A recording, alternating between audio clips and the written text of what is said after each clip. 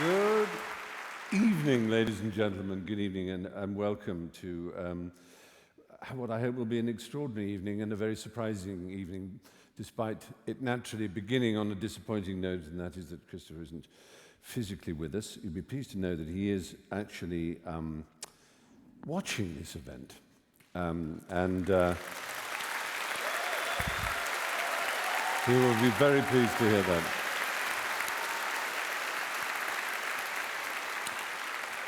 With him is his wife, Carol, and one of his great friends, Ian McEwan, the novelist. Amongst his many, many features, one of them is a genius for friendship, as we will discover. But I'm delighted to welcome you all to the Southbank Centre's Royal Festival Hall here. You will be, I'll tell you who you'll be hearing from, and it won't surprise you if you know anything about Christopher. You'll be hearing from Martin Amis. You'll be hearing, yes, the man himself. You'll be hearing from Christopher Buckley, from James Fenton, from Salman Rushdie. And here in this theatre, I'll be talking to Emeritus Professor Richard Dawkins. And there's a very exciting 11th hour edition. A remarkable man, a remarkable artist, a remarkable actor who's a huge, huge admirer of Christopher, as I can tell everyone in this room is. And we're hoping, through the joys of Google Plus Hangout, to have a conversation with Sean Penn. So, first of all, I've just got a few words to say about Christopher Eric Hitchens. Yes, his middle name really is Eric. Maybe a comic name to us now, but it's A was the name of his father, and B, of course, was the first name of a writer, polemicist, essayist, and political thinker on whom Christopher has written a book, and from whom he can rightly claim descendancy and influence. Eric Blair, whose pen name, of course, was George Orwell. You can call Christopher Hitch. You might call him the Hitch. You can address him as Mr. Hitchens or Christopher. But if you wish to emerge from his presence unscathed, don't even think of calling him Chris. I have to explain why it's me here, why it is I here, introducing this evening. An evening during which Christopher and I were scheduled to shoot The Breeze, him in Washington, D.C., and myself here.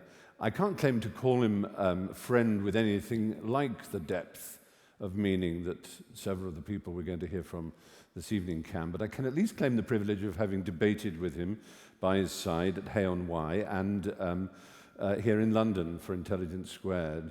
And I can claim, too, that we call each other Old Horse, like Stanley Ukridge, or Old Crumpet, like Barney Phipps or Ufi Prosser, for we share a love and a great passion for the works of P.G. Wodehouse, and such things form a bond.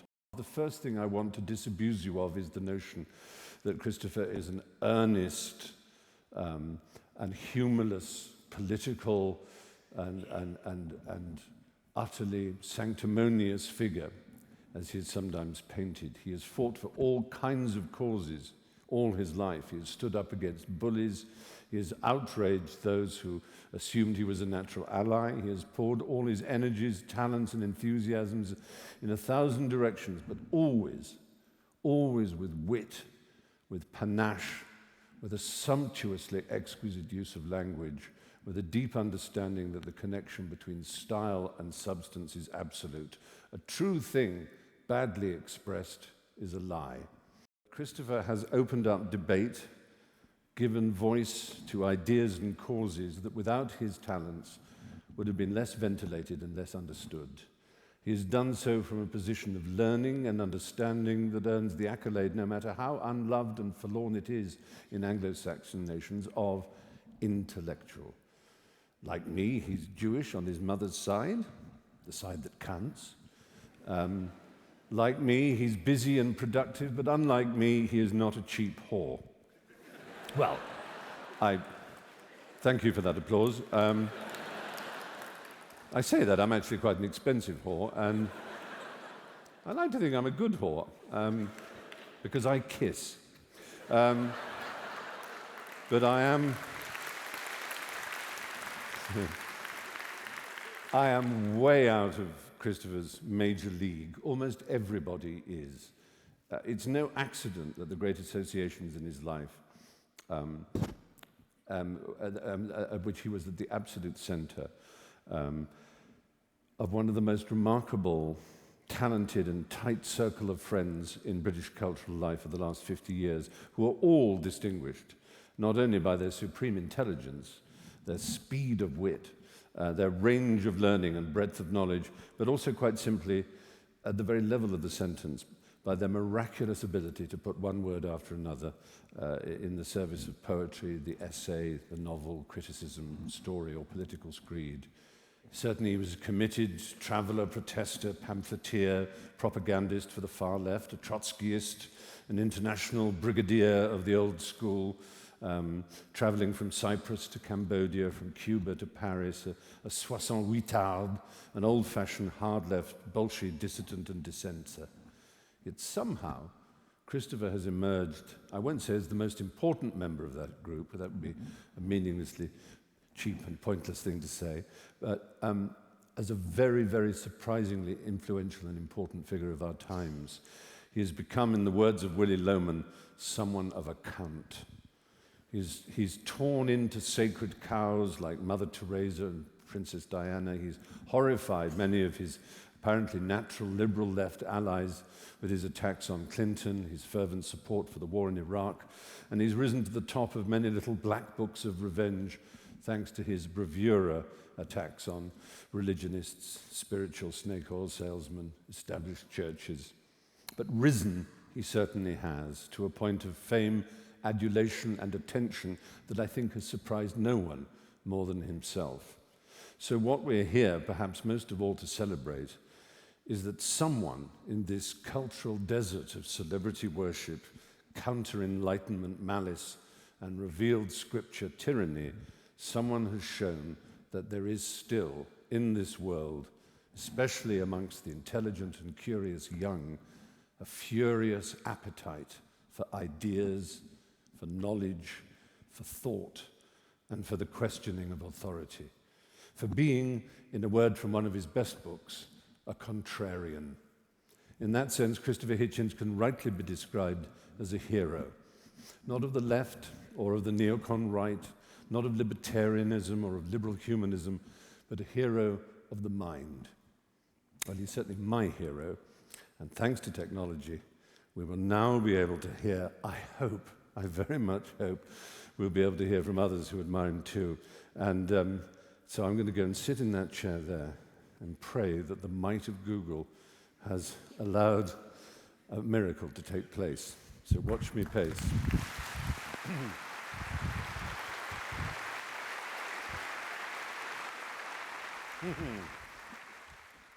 Oh, look, there's Sean. Hooray!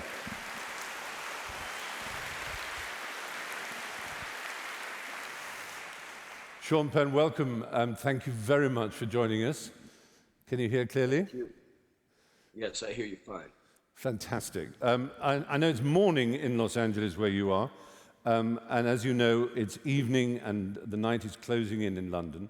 And I know you admire Christopher Hitchens enormously, and there are many, many reasons why one might. And I believe that one of the reasons you admire him is for the extraordinary, if you like, ferocity and ultimately validated truth of his attack on one of the most powerful men in American history, and that is Henry Kissinger. Is that how you first came across Christopher, as a polemicist who attacked Kissinger?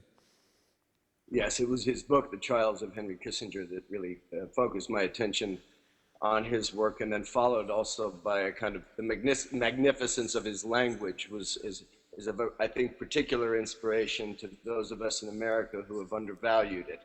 And then the clarity of his thought, I think, made him a particularly sharp knife in the cutting of Kissinger, who I think the original title of the book in Chris's mind was Henry, Portrait of a Serial Killer, but that was not appreciated by publishers.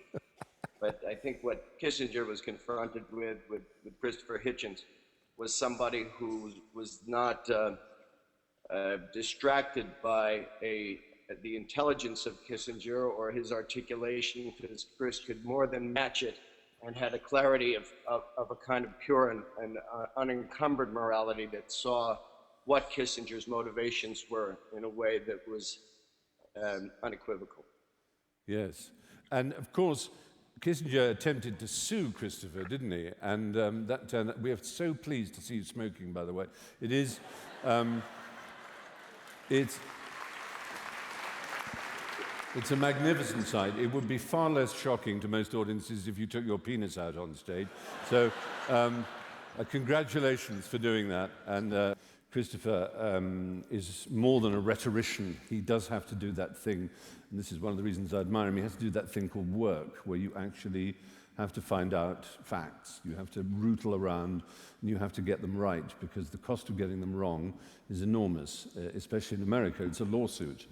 It's a lawsuit that can ruin you. And the side of Christopher that perhaps people don't understand, because it's the side they naturally never see, they see the famous, slightly shambling drinker and smoker who adorned so many platforms and made so many debates and was so extraordinary in his ability to speak perfectly without notes. So absolutely unbeatable in debate, possibly the greatest debater since Demosthenes. And what they don't see is the man alone in his library, or the man chasing sources, the man making sure that every word he writes is not only beautifully written, but is beautifully researched. And that is why books like the Kissinger book still bear reading time and time again, because they're kind of unarguable. Amongst the causes for which he is known, there is one, perhaps, which springs most readily to people's lips. And that is, if you like, he noticed, before many of us did, that the tide of the Enlightenment was being rolled back quite deliberately. And so he is very well known for, amongst other things, his extraordinary book, God is Not Great, How Religion Poisons Everything. And perhaps the best known, even better known than Christopher for such a thing, is the Emeritus Professor for the Understanding of Science from Oxford University, who, let us not forget, it is one of the great evolutionary biologists of his day. And I'm about to introduce him on stage now, Professor Richard Dawkins, ladies and gentlemen.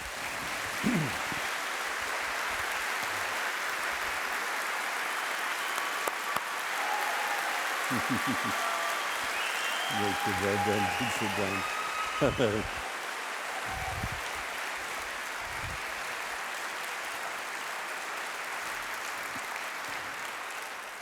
Well, Richard, in a sense, would it be fair to say that your anger at religion is not so much the prime cause of your life? It's just simply that you found it was getting in the way of a free education, of free thinking. Yes, I think my anger, probably like Christopher's, is somewhat exaggerated, and it's exaggerated because people who are very devoted to religion, when they hear any kind of criticism, however mild, they think it's angry. I think the reason is they're so unused to it, that even a relatively mild criticism, a criticism that would sound mild if it was a criticism of a piece of theatre or a restaurant or something, if it's religion, it sounds angry. Yeah. So I think that's exaggerated. I mean, to the extent that I am angry, I think possibly my anger would be slightly different from Christopher's, in that he, I suppose, is angry because he sees the tyrannical God figure as a sort of dictator, a kind of North Korea yes. horror figure. So it's of a piece with his political thinking. I'm sort of guessing there, whereas in my case, I think it's sort of educational. I feel that the subversion of young minds, teaching them the second-rate explanation for the existence of themselves and the universe, as opposed to the real one, given that the real one is so enthralling and fascinating. It's just so tawdry and so second-rate to fob them off with supernaturalism. So if, to the extent that I am angry, that's probably the main source of it. Yeah, surprisingly, I think it was Yasser Arafat who said that the history of most of the wars of the world is quarrels over whose invisible friend was more powerful. Yes. That's right. I suppose you will continue to get hate mail. I know Christopher has had the weird experience of having to decide which is weirder, the people who are praying for him, not necessarily even to get better, but to find faith in his moment of physical illness, or those who are gloating that he will roast for eternity in hell. I think they're about equal in numbers, aren't they? I wonder whether when they say, "I'll pray for you," he gives that wonderful reply, "I'll think for you." Yes. Brilliant. We have now someone who is of a kind of great dynasty in America. His father is probably well known as one of the most conservative spokesmen and figures of the 50s, 60s, and 70s, particularly famous for his coming to blows with Gore Vidal on many occasions on television. And his son has turned out to be one of the great comic writers of his time and had a bit of a falling out with his beloved father. Although they are of different political persuasions, he wrote a famous essay saying something, I think it was called something like, "Sorry, Dad, but I'm voting for Obama." And he's a friend of Christopher's, and he's a quite wonderful writer. In a common theme for the evening, from the great smoker Christopher Hitchens to the great smoker, as we now know, Sean Penn, we come to the author of Thank You for Smoking, Christopher Buckley. Hello, Christopher.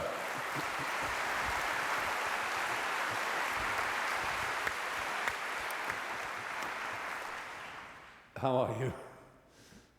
Hello, Stephen. Hello, London. And hello, Christopher. Hey.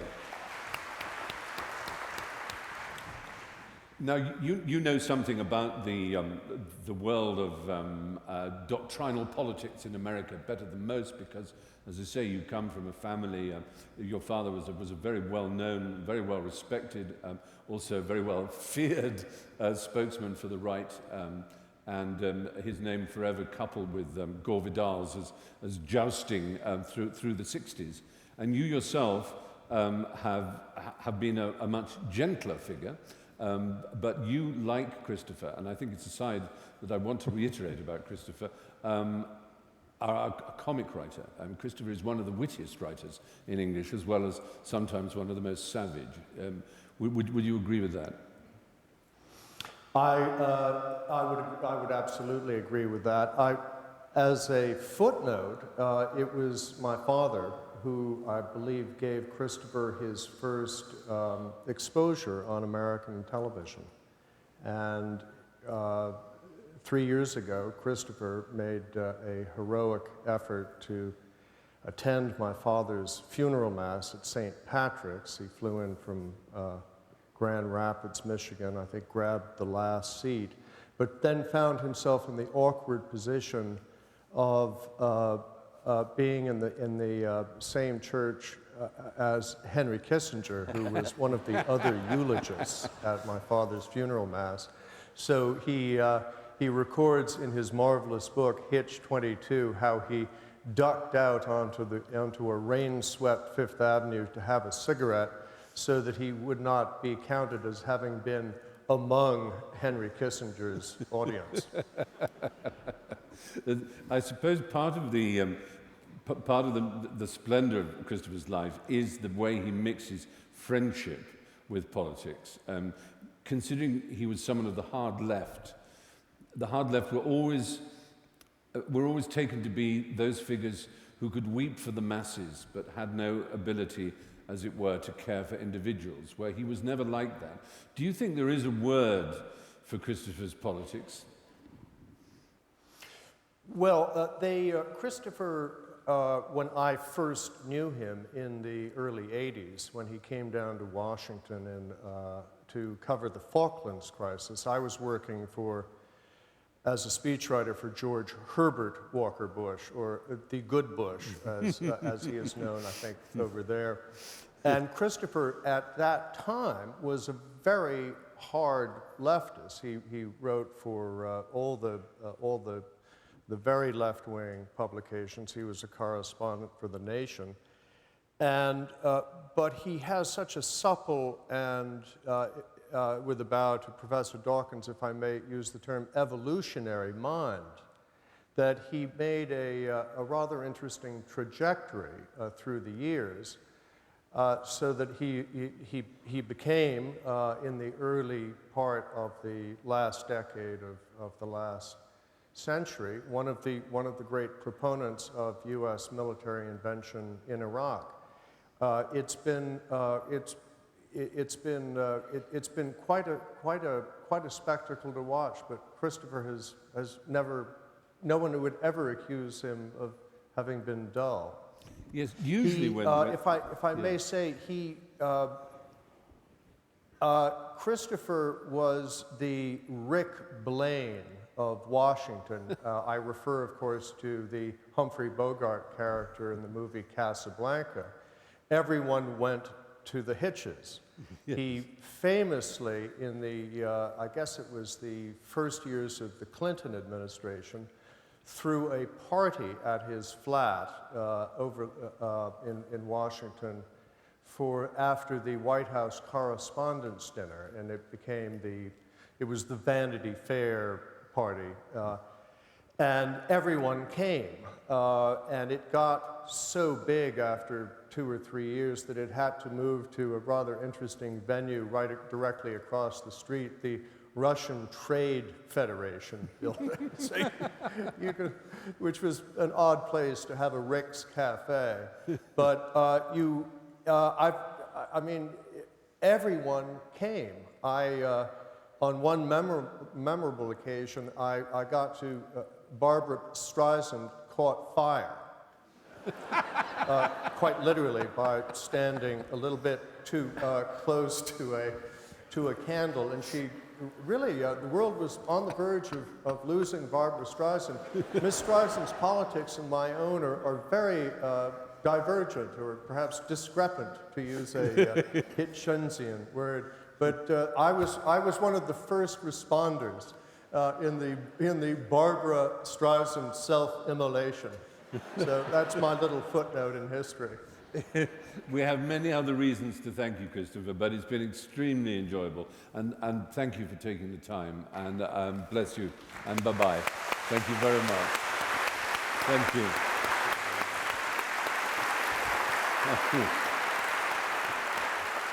I'm going to do my best to check to see. Without giving away too many secrets, you know how technically advanced Christopher and his wife are by the fact that they both have an AOL address. I know. It's just, talk about, it's like Lady Bracknell, the unfashionable side of the square. I tried to persuade Blue, who's Carol, who is Hitch's wife, to see if she could use an instant messaging system. They don't seem to have managed to do that. She did say she might even try and text me, so we'll see if we've got any words of wisdom yet from here on my thing here. Oh, hello. Yes. Actually, she's chosen email, which is really clever of her. We've got contributions here. Let the games begin. It starts. And these are actually being typed by Ian McEwan because apparently his fingers are better. So, we get. This is from Ian. I talked until late last night with Hitch. We were discussing the non-communist left of the early 50s.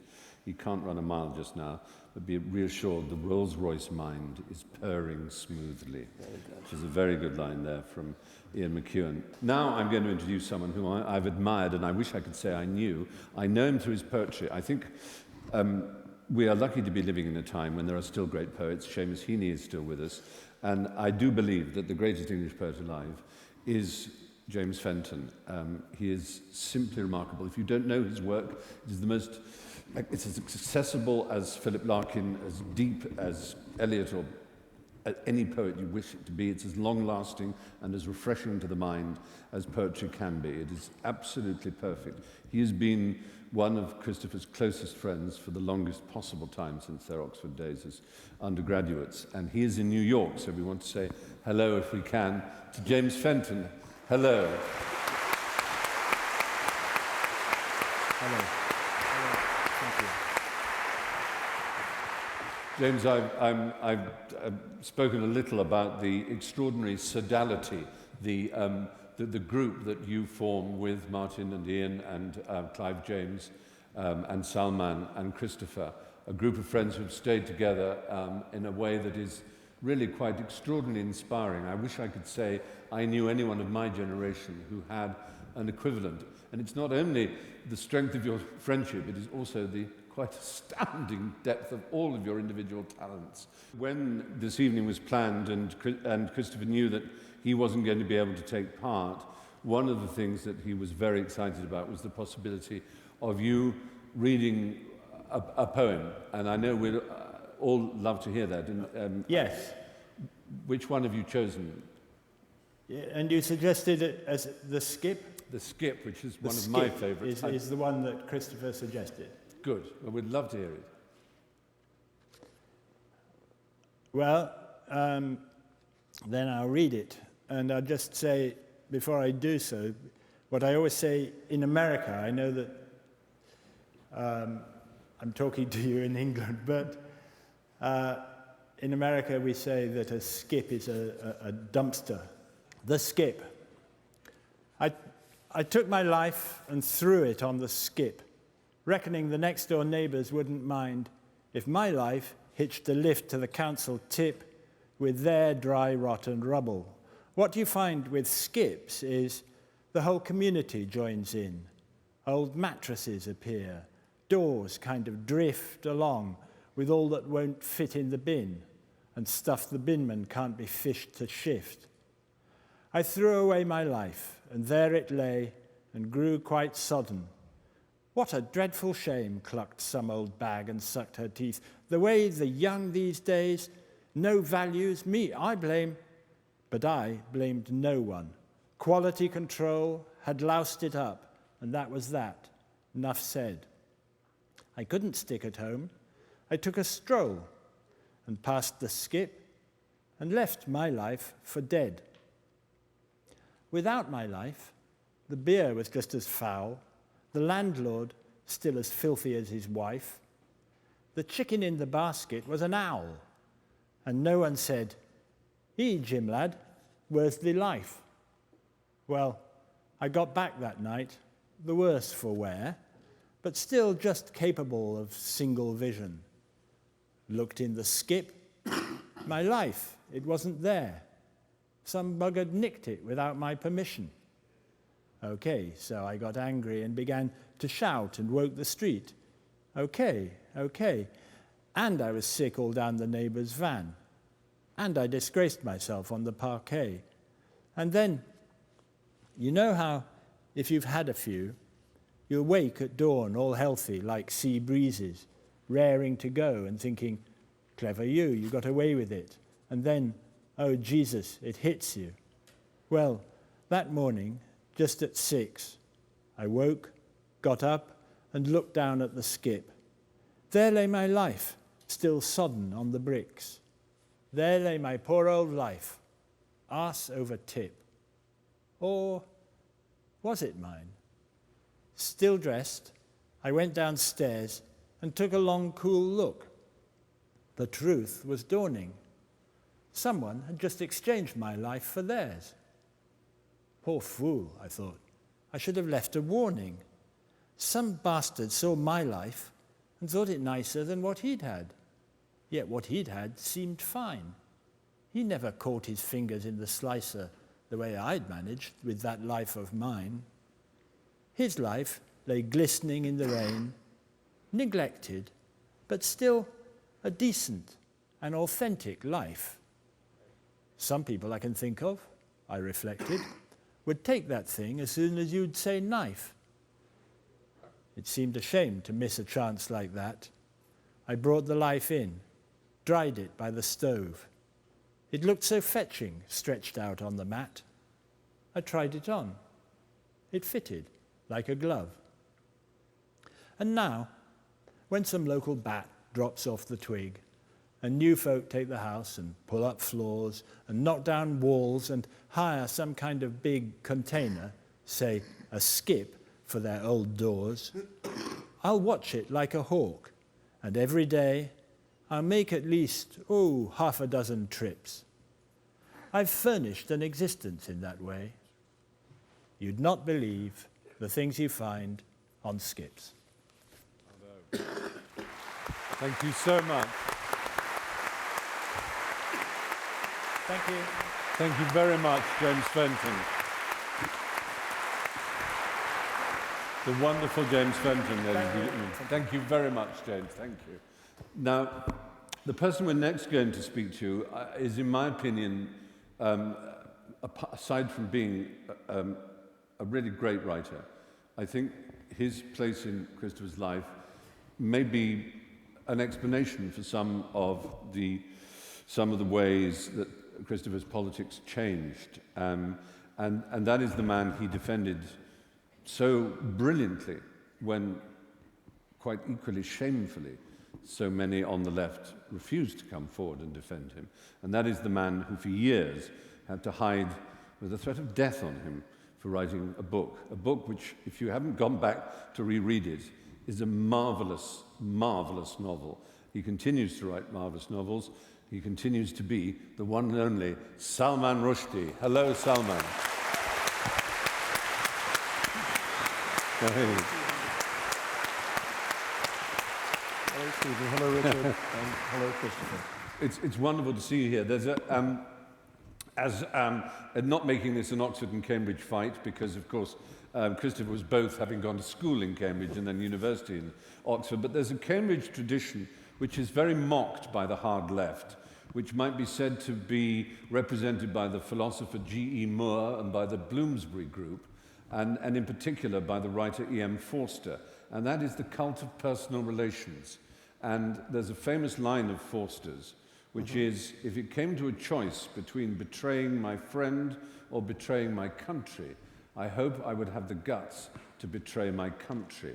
And that, if you like, was the starting point of that cult of personal relations, as you know. And I've often wondered that if the Satanic Verses had been written by someone who wasn't an incredibly close friend of Christopher, do you think he would have been activated in quite the way he was? In other words, was your friendship a part of a proof that he wasn't all hard left, that there was a part of him that was also just a little bit Bloomsbury?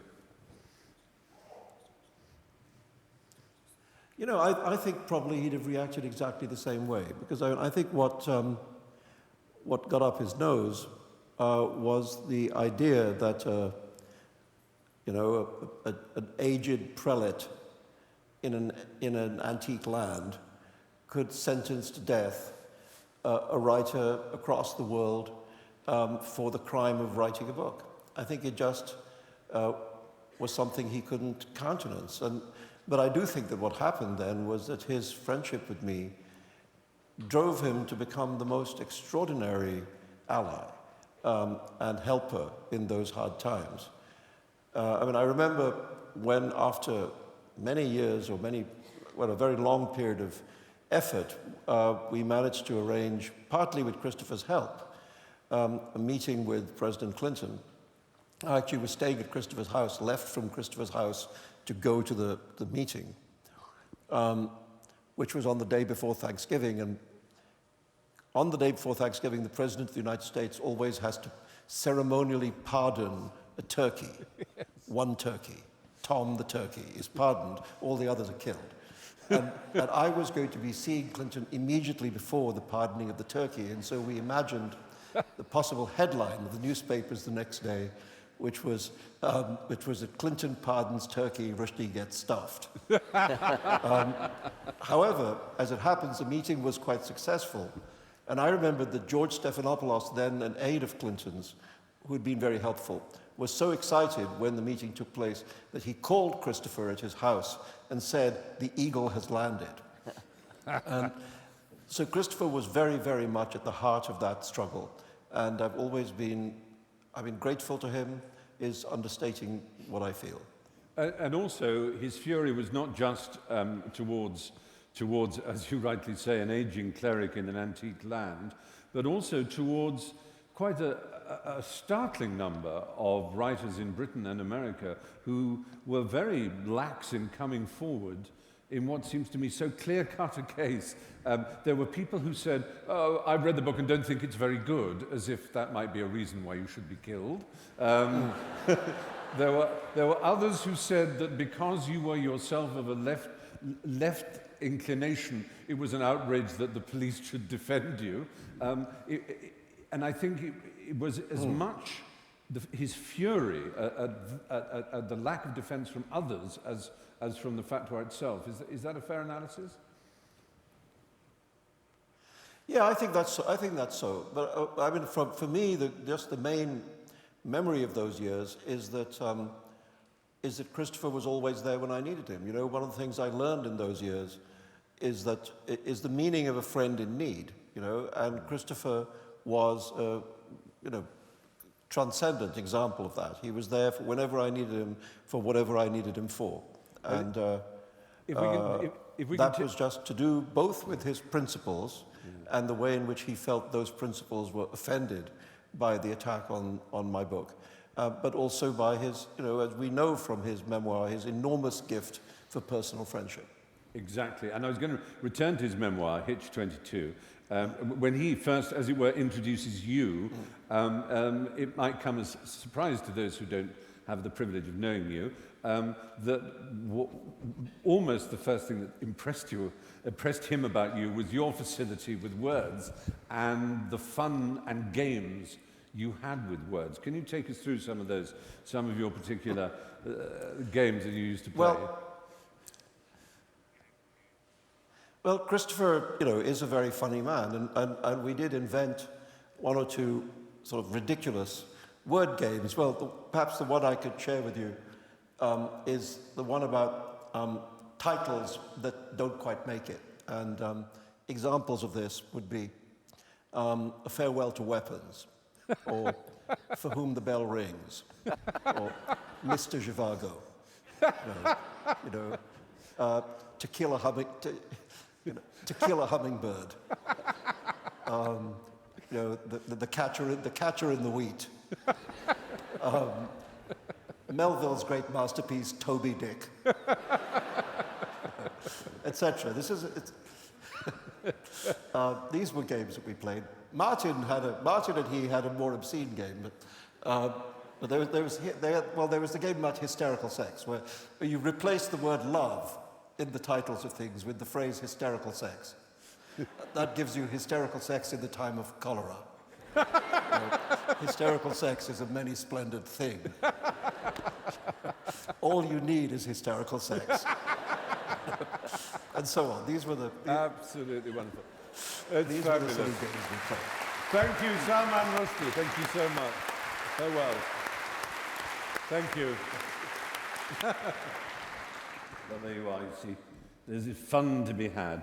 It is an extraordinary thought, isn't it? That all those people, those young people, I mean, not one of them a leader in their field as novelists. And I love those word games. And another one that I remember they played was to substitute the word dick for heart. So my dick is like a red, red rose.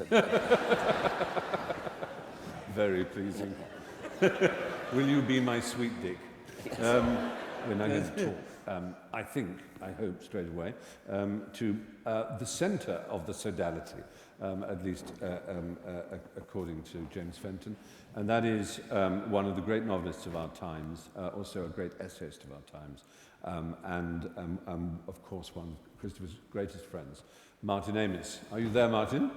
Hello. I'm here.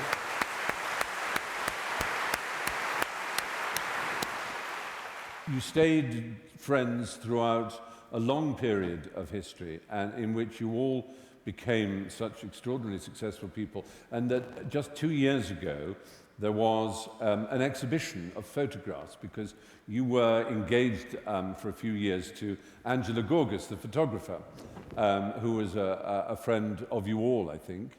We've got some of the pictures from the National Portrait Gallery exhibition here. Here is one with Angela and Hitch. In this photograph, we see Angela Gorgas living up to her nickname of Gorgeous, and Christopher too, looking handsomer than any man has the right to be, with a baguette in his top pocket instead of a fountain pen. And the next picture is called Hitch, and is a portrait, I think.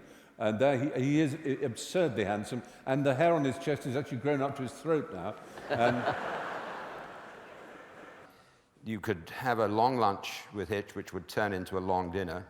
And then as you went to bed at 4 o'clock in the morning, reconciled to a hangover that would last a half a week, you'd wake up and with a groan 12 hours later and find that Hitch had written 2 3,000-word pieces about John Locke and John Stuart Mill. This was one of the most galling things about him. He could hold his drink, and sometimes he'd stay up all night and then go into a TV program with Germaine Greer and Norman Mailer.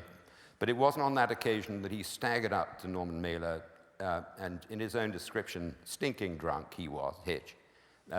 He said he went lurching and burping up to Norman Mailer and said, "I read that interview where you said that I and Martin Amis and Ian Hamilton form a homosexual clique in the London literary world." And he said, "I just want you to know that I think that's very unfair to Ian Hamilton." And then he went lurching and burping off, thinking, that didn't turn out quite as I wanted it to. well, of course, there is the eternal mystery, which will join the mysteries that Thomas Browne mentioned in, that we will never know what name Achilles took when he went among women, and we will never know the song the siren sang, and we will never know the names of the 2 men in the Conservative government whom Hitchens bedded when he was a young undergraduate. But I don't expect you to give the game away, but it's an intriguing game that will be played forever. But you can see why they bedded him, because he was rather a beauty. And the other picture here, again with cigarette, but most surprisingly with a brace of pheasants. And it's entitled, of all things, Hitch on the Rothschild Estate. We agreed that the idea that the Bollinger Bolshevik was inherently hypocritical had to be kicked out. Why should only right-wing people be able to enjoy champagne? And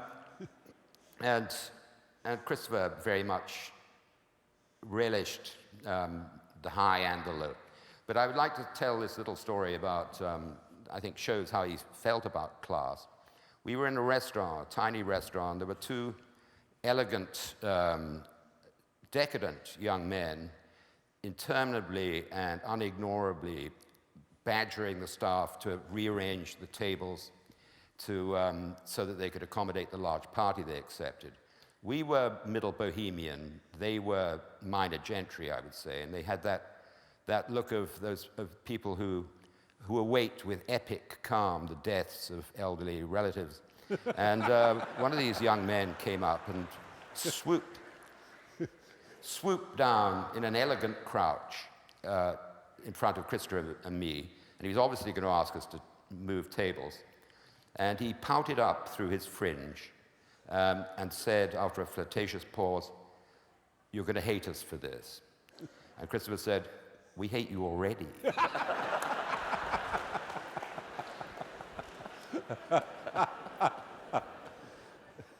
It's wonderful of you to have joined us.